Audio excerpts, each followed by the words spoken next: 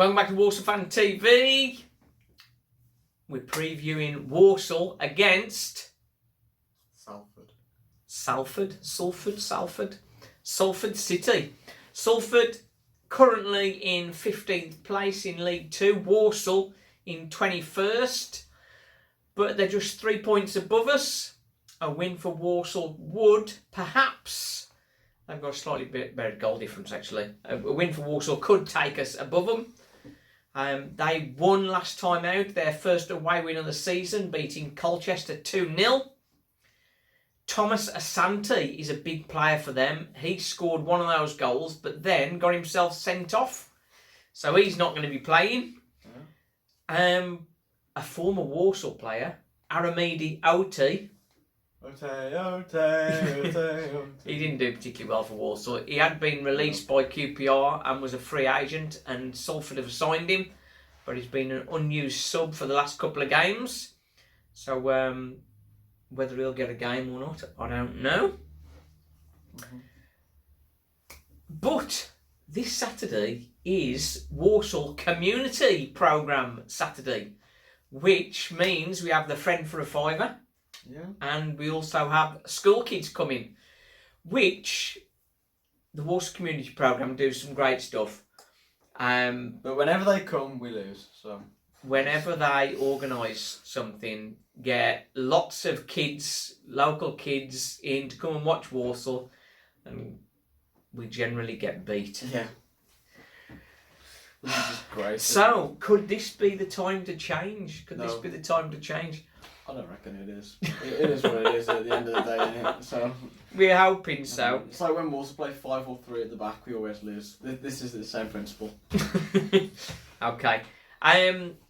Couple of things that the community programme are a perfect starting place for new players coming into the club. Liam Kinsella is perhaps the most famous one. He signed for Walsall at age 9. Yeah. And came through the programme. And if you are around the age of 16, there's a chance to join the Walsall ranks.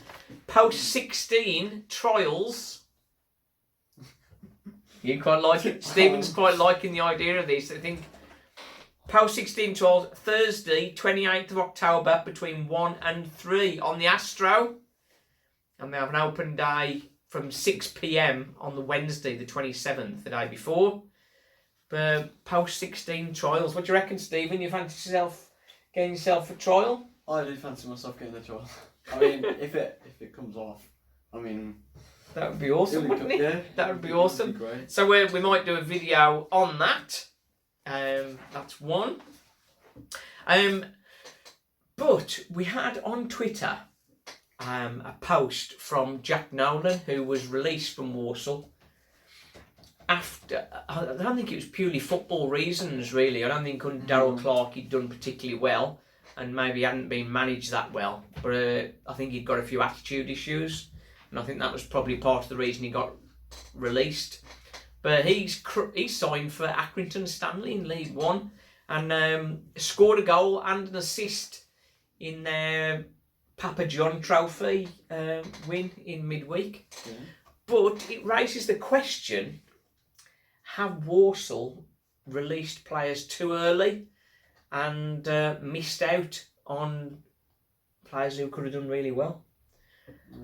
I think we can think of Carl Hawley. He's a great example of one that we let go that did well. What about Troy Deeney? Did we sell Troy Deeney or was that? Troy Deeney was sold, yeah. Oh, okay. We didn't. There's not really. I can't really think, unless you know different. I can't think of any players that Walsall have released without offering a contract, and they've gone on to do much bigger stuff than League 2, League 1. But so interested to know whether you know any of those. With that in mind, Danny Coogan is one. He signed a short-term contract at the start of the season, trying to force his way into the team. Looking at that left-back spot, which is a sort of a weak spot, an area of concern for us. But he's been released now from the end of that contract. So it's not going to be a journey for him. Is he going to go on to better things elsewhere? We don't know. We don't know. Joe Willis, he's another one. He's under contract. He's got on loan to Leamington for a month, which I think that game time will do him good, and hopefully come back more prepared and more ready for the first team.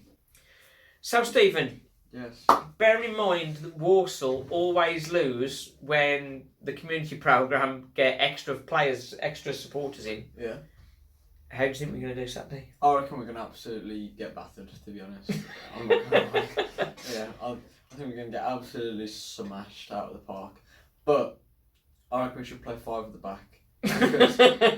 That'd be an excuse for losing. That'll be another excuse for losing. And I mean, we know we're going to lose anyway, so you might as well try it. I mean... Well, that's not the most positive I've heard, yeah. No, but... I think Walsall... I think Walsall... We have been doing reasonably well of late, not quite getting the results. No, but I've got to say, in the cup we did play quite well. We did well in the cup. Yeah. And beating Northampton on penalties, does that count as our first away win of the season, or was it a draw? It was a draw. It was a draw, really. So we're still looking at our first away. That'll be Leighton Orient next Saturday. So can we go into that with a win against Salford? I am going to break with tradition, and I think we're going to sneak it 2-1. What do you think? I'm going to go with tradition. Lose 3-0.